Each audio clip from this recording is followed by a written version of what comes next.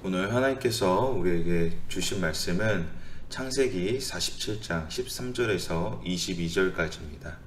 하나님 말씀 받들어 읽도록 하겠습니다. 그 후로 기근이 더욱 심해져 온 땅에 먹을 것이 없었습니다. 그래서 이집트 땅과 가나안 땅은 기근 때문에 고통스러웠습니다. 요셉은 곡식을 팔아 이집트 땅과 가나안 땅에 있는 모든 돈을 거둬들였습니다.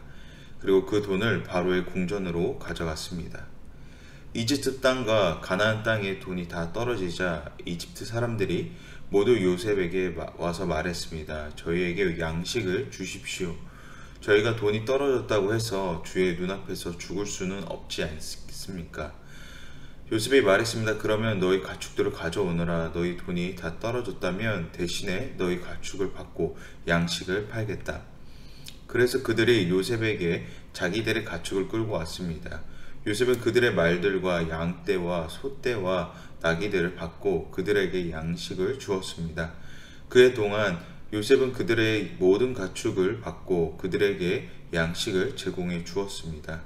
그 해가 끝나고 그 다음 해에 그들이 요셉에게 와서 말했습니다. 저희가 주 앞에 숨기지 않겠습니다. 저희 돈이 다 떨어졌고 저희 가축들이 다 주의 것이 됐습니다. 이제 주께 드릴 것은 저희 몸과 땅밖에 없습니다. 저희가 주의 눈앞에서 저희와 저희 땅이 함께 망할 수는 없지 않습니까? 양식 대신에 저희와 저희의 땅을 사십시오. 저희가 저희 땅과 더불어 바로 왕의 종이 될 것입니다. 저희에게 씨앗을 주시면 저희가 죽지 않고 살게 될 것이며 땅도 황폐해지지 않을 것입니다. 그렇게 해서 요셉이 바로를 위해 이집트의 모든 땅을 다 사들였습니다. 기근이 워낙 심해서 이집트 사람들이 하나같이 다 자기 밭을 팔았기 때문입니다. 이렇게 해서 그 땅이 바로의 것이 됐습니다. 요셉은 이집트의 이쪽 끝부터 저쪽 끝까지 모든 사람들을 종으로 만들었습니다. 그러나 요셉은 제사장들의 땅은 사지 않았습니다. 그들은 바로에게서 정해진 양만큼 받는 것이 있어서 바로가 주는 그것을 먹고 살았습니다. 그런 까닭에 그들은 자기들의 땅을 팔지 않았습니다. 아멘. 오늘 본문은 야곱의 모든 가족들이 이제 고센 지역 안에 있는 이제 라암셋으로 이동한 후에 일어난 일들을 기록하고 있습니다. 7년의 흉년이 이제 어느 정도 시간이 지났는지는 확실하지 않지만 이제 그 흉년이 이제 가나안에서부터 시작해서 풍요로움의 이제 상징인 이제 이집트에 이르기까지 그 기근의 연속이 이제 더욱 확장됨을 이제 알리고 있습니다. 그렇게 계속되는 기근 속에 이제는 모든 거주민들이 고통스러워하고 있고 이에 요셉은 곡식을 팔아 이집트와 가나안 땅의 모든 돈을 이제 거둬들이게 됩니다.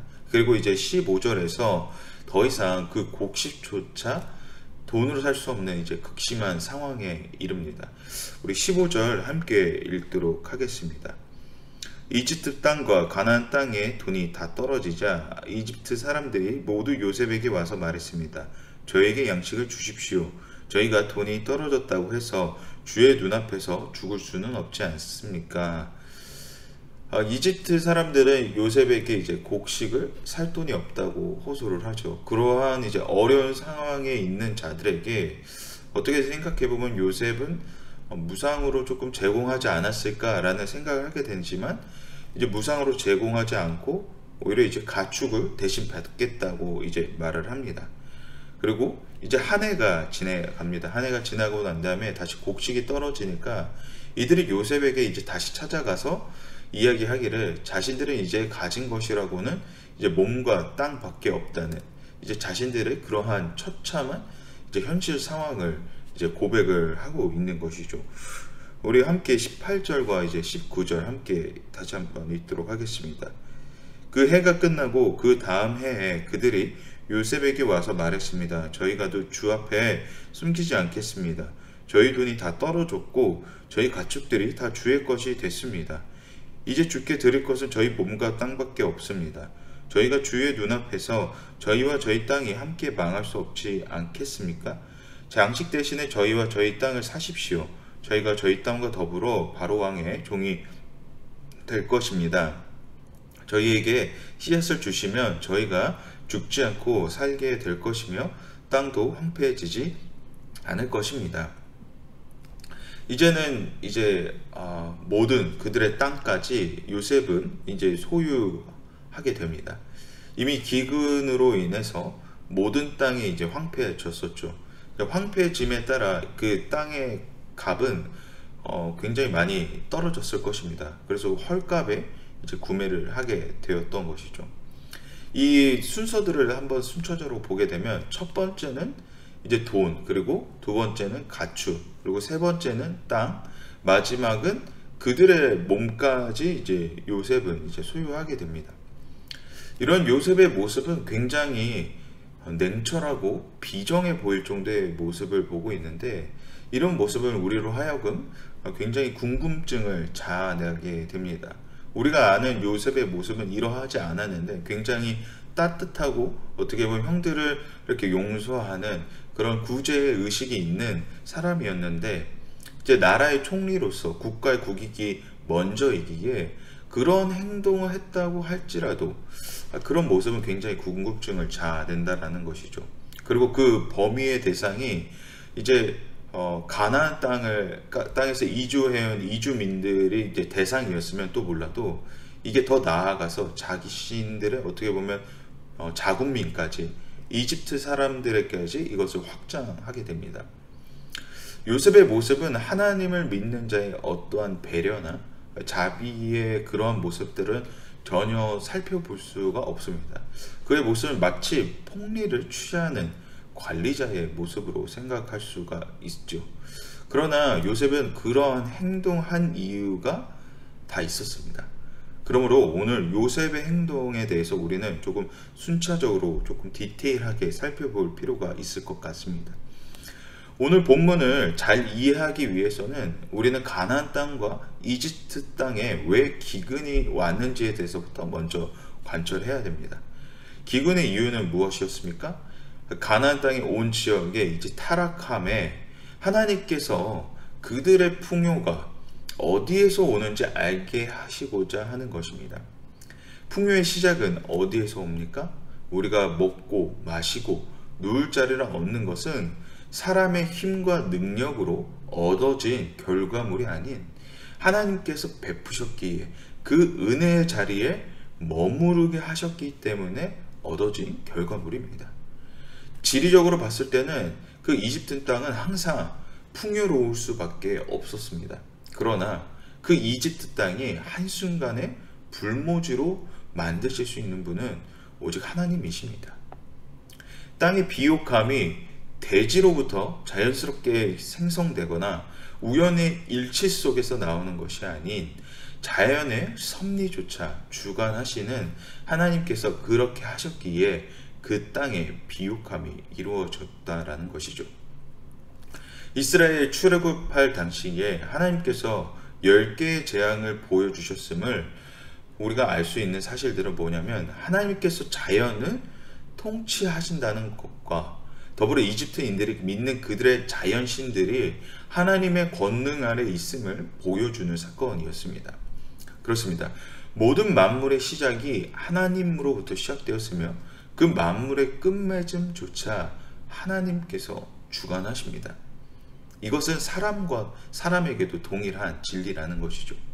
만약에 세상 사람들이 이야기하는 모든 만물의 섭리가 그저 우연의 이치 속에서만 가능하다고 한다면, 우리의 인생이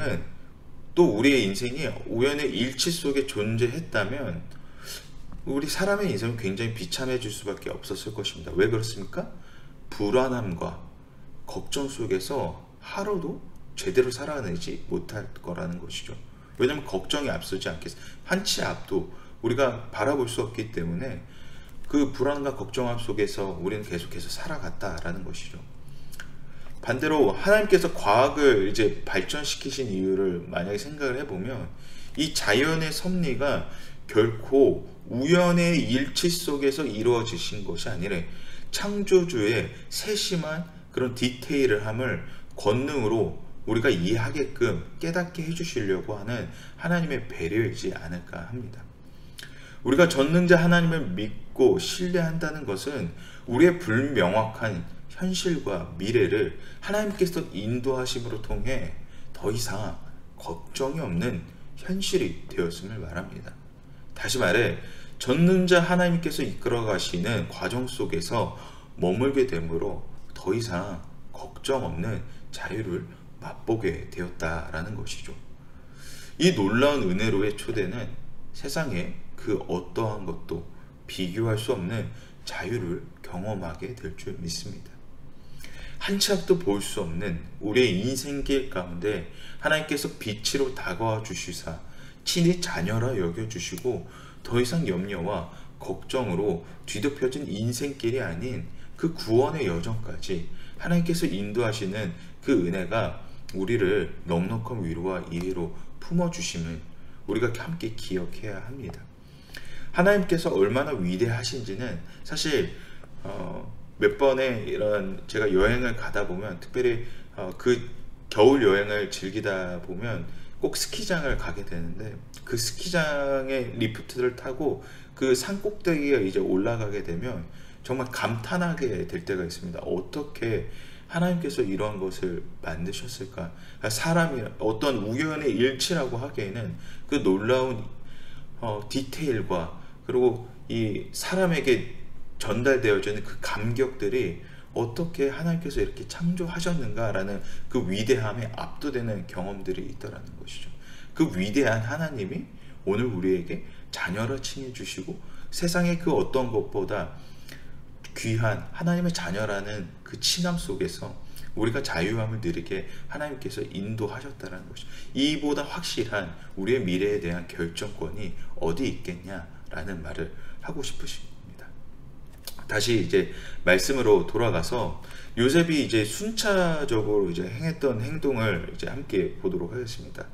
처음에는 이제 돈으로 시작을 했죠. 그 끝은 그리고 이제 그들의 몸까지 이제 바치는 결과를 내게 됩니다. 이것이 말하는 것이 무엇이겠습니까?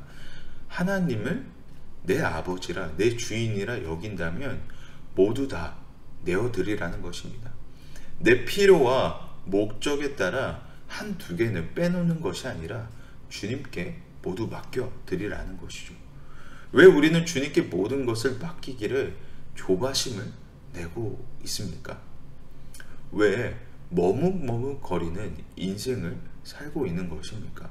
왜냐하면 내가 내 삶에 아직 주인이고 싶어서 그렇습니다.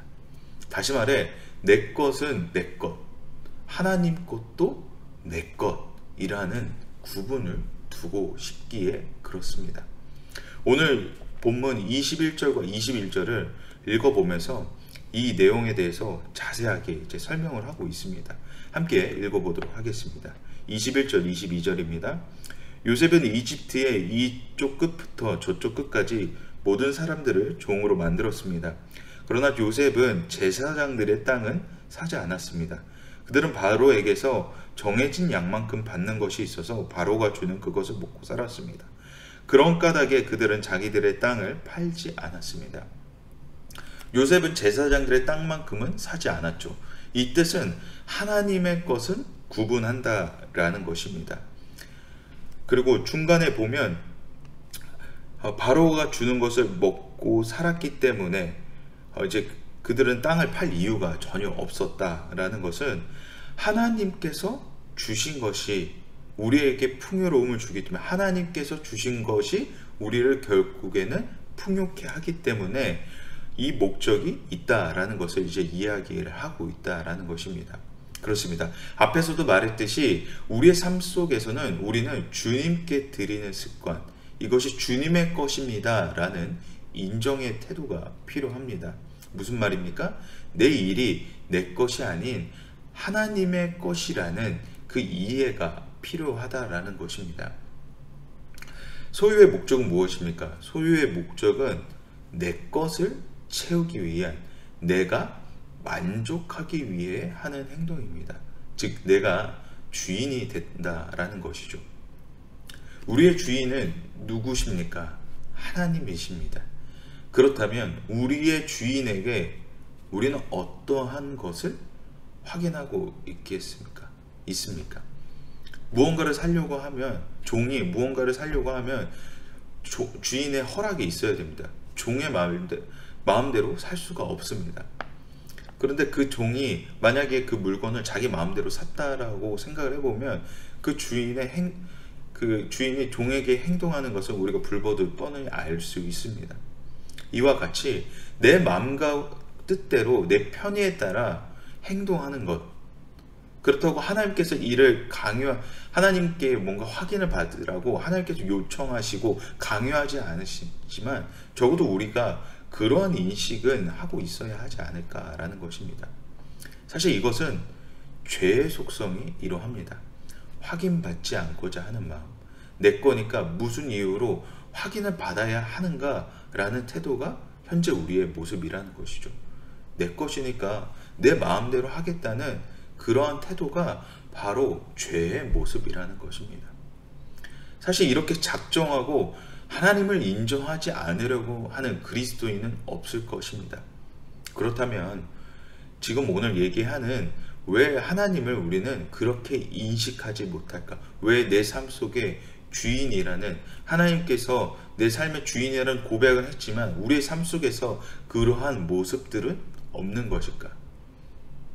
바로 연습되지 않았기 때문이다. 그리고 그것을 큰 사건들에 한해서만 생각하기 때문입니다. 이게 무슨 말입니까?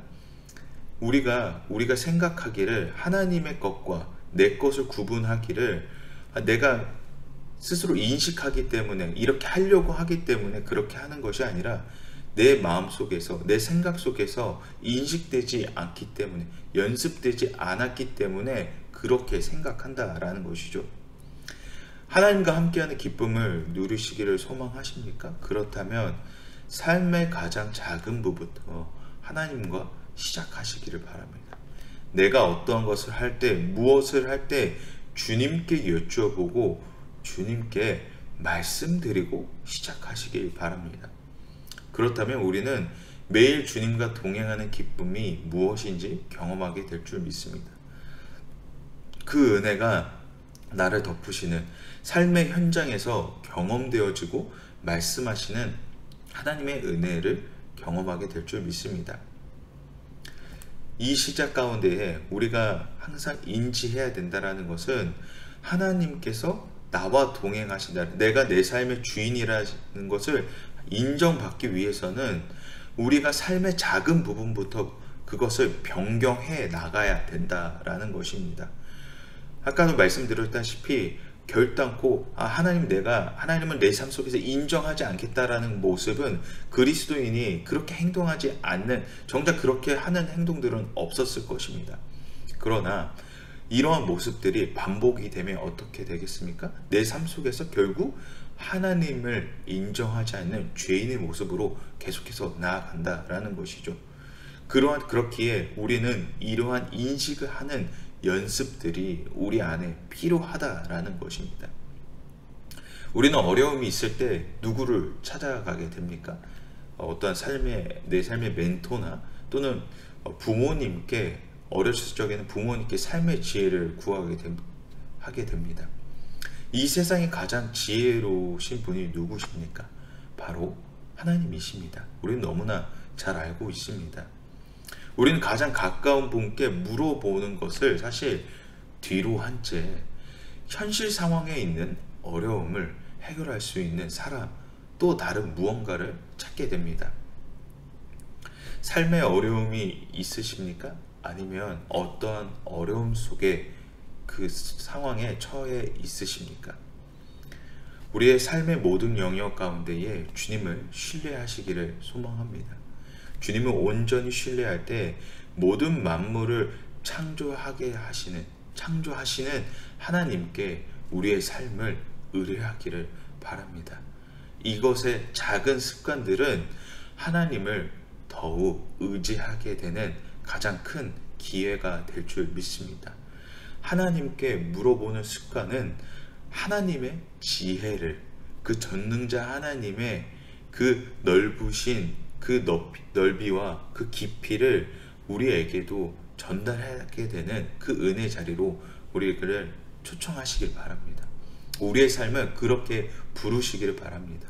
하나님 오늘도 내가 주님과 함께 하기를 원합니다. 저번 새벽에 말씀드렸던 것처럼 아침에 일어나서 하나님 오늘도 나를 살게 하시니 감사합니다. 또 아이들을 픽업하러 가실 때도 하나님 이 아이들이 학교에 가서 정말 하나님의 은혜를 구하는 하나님의 뜻이 있는 그런 삶을 살기 원합니다. 그런 작은 축복의 연습들이 우리 안에 있기를 바랍니다. 그 은혜의 반복들은 결국 하나님과 동행하는 삶의 가장 기초적인 이유가 될 줄 믿습니다. 그 기초가 되었을 때 우리는 우리의 삶 속에서 작은 것에서부터 큰 어려움이 닥쳐올 때마다 하나님의 지혜를 구하는 그 자리로 우리가 가기를 원합니다. 그 자리로 갔을 때 하나님의 지혜를 통하여 그 어려움이 이제는 쉬움으로 다가오는 믿음의 그리스도인이 되기를 소망합니다. 하나님의 자녀들이 누리는 그 축복과 그 이해 속에서 오늘도 나와 함께 하시는, 나와 동행하시는 그 하나님의 은혜가 우리 안에 있기를 소망합니다. 그 은혜 가운데에 오늘도 하나님께서 우리를 초청하셨습니다. 그 초청하시는 그 은혜 가운데에 우리가 함께 화답하며 나아갈 때에 하나님께서 베풀어 주시는 그 은혜, 그 넉넉한 그 유일한 위로 속에서 우리가 하나님을 경험하며 정말 그 작은 부분조차도 하나님을 경험하는 그 은혜가 우리 안에 있기를 소망합니다. 그 자리에 우리 모두가 있기를 축복하고 우리 함께 이 시간 기도하도록 하겠습니다. 우리 이 시간 함께 기도하실 때에 삶의 모든 일을 모두 주님께 맡기게 하여 주시옵소서. 사람의 불완전함과 연약함으로 의지 않게 하시고 이 땅의 모든 만물보다 위대하시고 뛰어나신 능력의 하나님을 의지하는 인생이 되게 하여 주시옵소서. 이 인생이 누리는 깊고도 넓은 하나님의 놀라우신 은혜를 맛보게 하여 주시옵소서라고 우리 함께 기도하도록 하겠습니다.